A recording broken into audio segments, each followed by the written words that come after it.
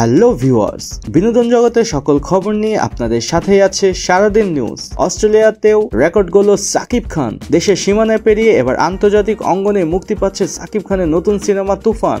আগামী শুক্রবার এটি একযোগে মুক্তি পাবে আমেরিকা, কানাডা, অস্ট্রেলিয়া ও বেলজিয়ামে। সামাজিক যোগাযোগ মাধ্যমে তথ্যটি নিশ্চিত করেছে ওটিটি প্ল্যাটফর্ম চরকি। এদিকে অগ্রিম টিকিট বিক্রিতে অস্ট্রেলিয়ার মাটিতে নতুন রেকর্ড গড়লেন তুফান। মুক্তির 10 দিন আগেই সেখানে 2000-এরও বেশি টিকিট বিক্রি হয়েছে। ইতিপূর্বে কোনো বাংলা সিনেমার ক্ষেত্রে এমনটি দেখা যায়নি।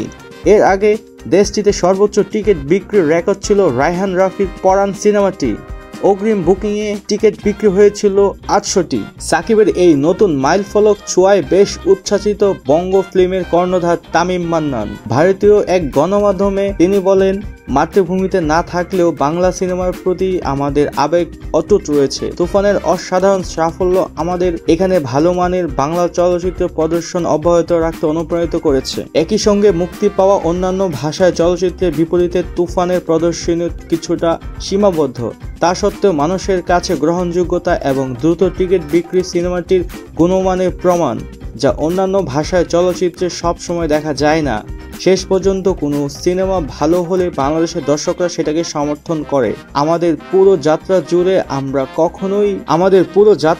আমরা কখনোই মানের সঙ্গে আপোষ করিনি। বন্ধুরা, আমাদের এই নিউজটি যদি আপনাদের কাছে ভালো লেগে থাকে, আপনি যদি হয়ে থাকেন একজন সাকিব খানের ভক্ত, তাহলে যেটা করতে হবে সেটা হচ্ছে ভিডিওর নিচে থাকা কমেন্ট বক্সে লিখে পাঠাতে হবে সাকিব খানের জন্য অনেক অনেক শুভকামনা।